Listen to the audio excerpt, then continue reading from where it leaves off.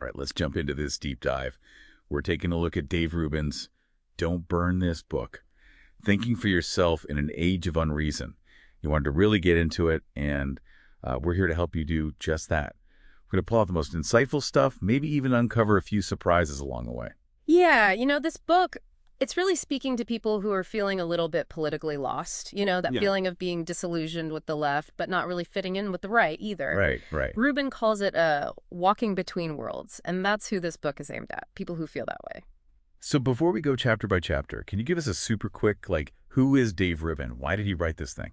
So Rubin, he was a progressive for a long time. He even had a show on the Young Turks network. Oh, wow. Okay. But over time, he started to get really disillusioned with what he saw as intolerance and authoritarianism coming from the left. Mm-hmm. This book is all about his journey away from the left and his exploration of something called classical liberal principles. Okay, interesting. So he lays all that out right from chapter 1, right? Embrace your wake-up call. I mean, what was his wake-up call? So in the book, he talks about what he calls his holy trinity of left-wing lunacy, these events that really shook his beliefs. Okay, what were they? One of them was what happened with his friend, David Webb. Webb's a black conservative commentator. And he was actually attacked on the Young Turks. They called him a race traitor just because of his conservative views. Oh. And this really bothered Rubin because it felt like, to him, it was like the left using identity politics to shut down anyone who disagrees. Yeah, I could see how that would be jarring. Right. And then there was the Ben Affleck thing on Bill Maher's show. Remember that? Oh, yeah, where he just kind of lost it. Yeah. Sam Harris was making this really nuanced point about criticizing ideas, not people. Yeah. And Affleck just couldn't handle it. He just started yelling, calling Harris and Maher racist. And Rubin saw that as a classic example of shutting down the conversation, instead of actually engaging. Yeah, instead of having to defend your position or really think it through, you just slap a label on someone and you're done. Exactly.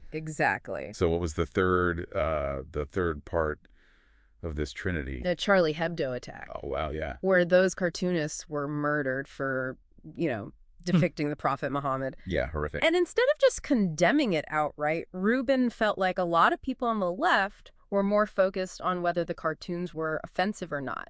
They were almost blaming the victims. Interesting. So these three things together were a real turning point for him. Yeah, it made him start questioning everything he thought he believed. So that questioning led him to chapter 2, Think Freely or Die. What's he getting at there? That's where he really digs into the core of classical liberalism. Okay. It's all about individual liberty, limited government, free speech, free markets. Right. Rubin believes that these are the principles that made America successful in the first place. Sure, but he doesn't just talk about it in theory. He actually applies it to some really hot button issues. Yeah. He talks about immigration. Yeah, right? it does. He has this thought experiment where he asks you to imagine, you land in another country and just demand residency. Oh, okay. Makes you think about, do individual rights always trump a nation's right to control its borders? It's meant to be provocative. Yeah, I can see that. And what about abortion? Because that's in there too, right? Yeah, so he's personally pro-life. He believes life begins at conception. Okay. But he also acknowledges a woman's right to choose. He proposes a 12-week cutoff as a way to kind of balance those rights. Interesting. So even on these really tough issues, he's trying to apply this classical liberal framework. He's looking for consistency, and that leads right into chapter 3. Don't worry, you're not a Nazi. Ooh, okay. I feel like a lot of people are dealing with that right now, getting labeled with all these extreme terms just for disagreeing. Right. And Rubin's argument is that it's just a tactic to shut people down. To shut down debate. Exactly. He really goes after the left for this tendency to label anyone who disagrees as a Nazi or fascist or bigot.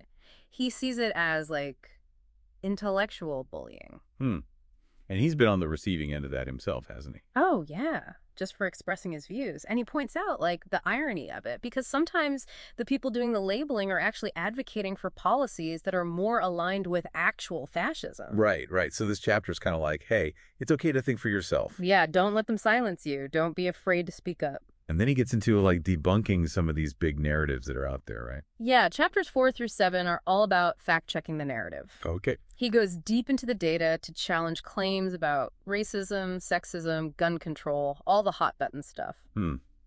So what's an example of that? Like, how does he actually do that? Well, take gun control, for example. Yeah. He points out that even though there are more guns in America now than ever before, Right. gun-related homicides have actually gone down. Interesting. So it challenges that assumption that more guns automatically equals more violence. Right. He also gets into the wage gap, the idea that women are paid less than men for the same work. Yeah, yeah. And while acknowledging that there are differences in pay, he argues that it's not primarily due to, systemic discrimination. Okay. He says it's more about the choices men and women make in their careers, work-life balance, things like that. So he's basically saying it's more complicated than just saying women are paid less, it's sexism. Exactly. And he backs it up with research showing that, on average, women tend to choose careers that offer more flexibility, which often come with lower salaries, while men are more likely to go for those high-paying jobs that demand crazy hours. Right, right. Makes sense. And I remember he also talks about the environment, too. He does. He accepts that climate change is real, but he pushes back against those, really apocalyptic narratives. Yeah. He talks about Bjorn Lomborg, this Danish scientist who's all about a more pragmatic approach. Let's find solutions that actually work and are also, economically sustainable. Interesting. And this one I thought was surprising. He has a whole chapter defending straight white men. Yeah, don't worry, be happy. Right. What's the argument there? He basically says that they've become the scapegoat for everything wrong with society. And that it's not only unfair, it's also counterproductive. Because, judging people based on their race or gender instead of their actions is literally prejudice. Right, yeah. He's calling for a move away from identity politics. He wants people to see each other as individuals. And this whole section, chapters 4 through 7, it's all about think for yourself. Exactly. Don't just accept what you're told. Look at the evidence. Question the narratives. Be critical. Exactly. Think critically. And then Rubin really gets into, how do we deal with all this information overload? How do we actually figure out what's true? That's chapter 8. Learn how to spot fake news. It's like he's giving you a toolkit to deal with the media and all this information. Yeah, I mean, that feels so relevant today. Like with social media and the 24-hour news cycle, it's like you're constantly bombarded. How do you even know what to believe anymore? Right. And Rubin, he breaks it down. He talks about different categories of fake news. You've got the straight up lies, but then you've also got the more subtle stuff, like biased reporting, where they only tell you the facts that fit their agenda. It's sneaky. It's not always as obvious as just making stuff up. Exactly. And he's really encouraging people to be skeptical, especially of information that just confirms what you already believe. Right. Right. It's easy to just fall into those echo chambers. Totally. And he warns about getting pulled in by those emotional appeals, those super sensational headlines, because a lot of times that's a sign that you're not getting the full story. Yeah, you have to look beyond the clickbait. Exactly. He uses the Covington Catholic High School incident as a prime example. Remember that whole thing? Vaguely. Remind me. Okay, so there were these high school kids. They were wearing Magier hats. And some of the media outlets initially portrayed them as the aggressors in this confrontation with a Native American activist. Oh, yeah, I remember now. It was all over the place. It was huge. But then as more information came out, the story was way more complicated than that. And Rubin uses this to show how fast these narratives can spread, especially when they fit people's existing biases. It's a good reminder to pump the brakes a little, don't jump to conclusions, get all the facts first. Absolutely. And this whole idea of critical thinking, he takes it beyond the news. He actually encourages people to find mentors. Mentors. Yeah, people who can challenge your thinking, make you grow. He talks about how Jordan Peterson was a mentor to him. Oh, interesting. The Canadian psychologist. Yeah. And Rubin credits Peterson with helping him through his political transition, figuring out who he was. He really emphasizes that Peterson's focus on personal responsibility, finding meaning, facing your challenges head on instead of taking the easy way out was important for him.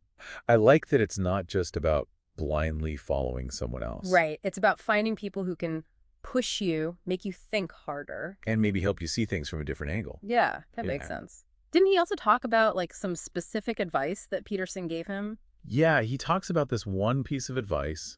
Dress like the person you want to be. Huh. Interesting. Yeah, it sounds kind of simple, but it's about Taking pride in yourself, putting your best foot forward, that can have a big impact. And he also talks about his own struggles with social media. Oh, yeah. That whole chapter about don't get addicted to social media, he's really honest about his own experience, how it started affecting his mental health, all the outrage and drama. It can be a lot. It's hard to disconnect sometimes. Yeah. Totally. And he encourages people to be mindful of how much time they're spending on it. Maybe take breaks. Be more intentional about what you're looking at.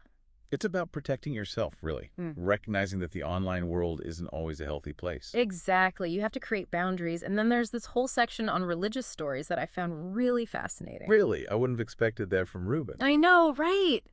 But he's not saying everyone needs to be religious. His point is that these stories, even if you don't take them literally, they can still teach you something about being human.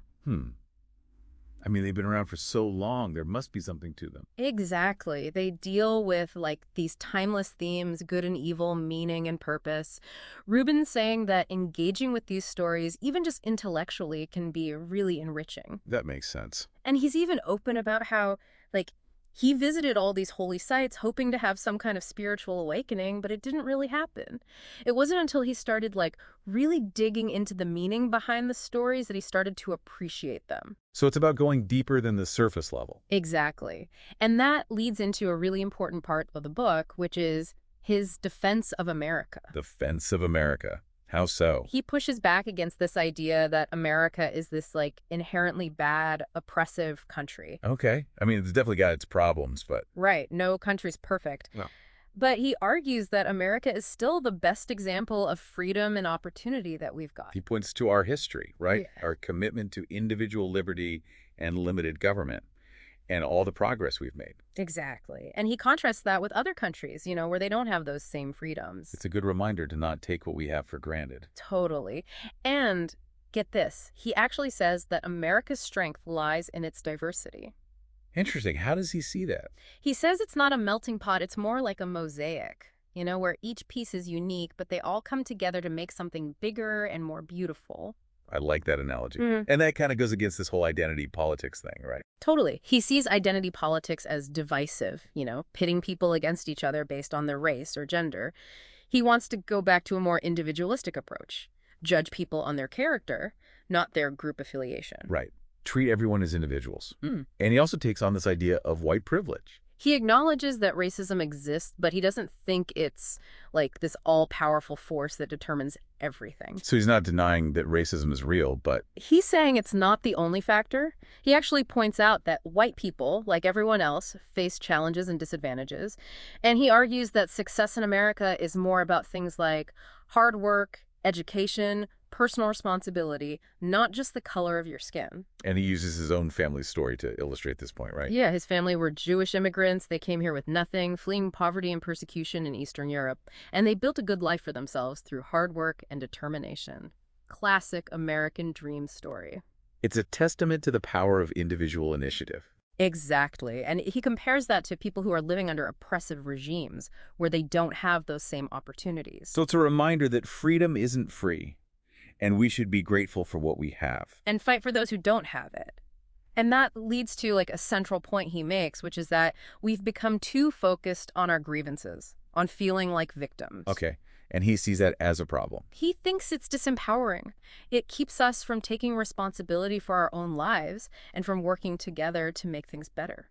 It's like he's saying, instead of always focusing on what divides us, let's remember what we have in common. Yeah. And for him, that's those core American values, like individual liberty, personal responsibility, that kind of thing. And a sense of, gratitude for the opportunities we have, but also recognizing that there's still work to do.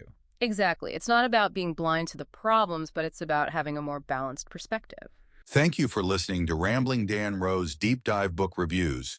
Please help support our channel by clicking the like and subscribe button. Thank you. So in the last part of the book, he kind of shifts gears and talks about how to actually live a good life in this crazy world. Yeah, he gives advice on everything. Being mindful of social media, connecting with nature, building strong relationships. He even talks about taking care of your physical health. Sleep, diet, exercise, all that. He even gets personal about his own mental health struggles, how he's dealt with anxiety and depression, which I think is cool because it shows that he's human. We all go through stuff. Yeah, it makes him relatable. And then he ends the book with this message of, like, carpe diem, seize the day. Yeah, like life is short, make the most of it, follow your passions, take chances, be kind. So, having gone through all this, what are your big takeaways from Don't Burn This Book?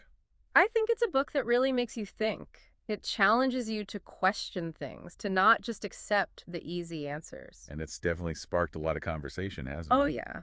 People either love it or hate it. What do the people who love it say? They like that he's not afraid to go against the grain, to stand up for individual freedom. They see it as like a breath of fresh air in this world where everyone's supposed to think the same way. And what about the critics? What are they saying? Some of them say he's oversimplifying things, Yeah. that he doesn't always look at the whole picture. They think his views on, like, race and gender and social justice are a little too black and white. So it's a polarizing book. Definitely. But I think that's what makes it worth reading. It forces you to engage, to form your own opinions. And that's what we've tried to do in this deep dive. We've looked at the main arguments, the stories he tells, the questions he raises. And we've presented both sides of the debate so you can make up your own mind. So if you're looking for a book that will challenge your thinking, that will make you see the world in a new way, Don't Burn This Book is definitely worth checking out. It might just change your perspective on a few things. And that's it for this deep dive. Thanks for joining us.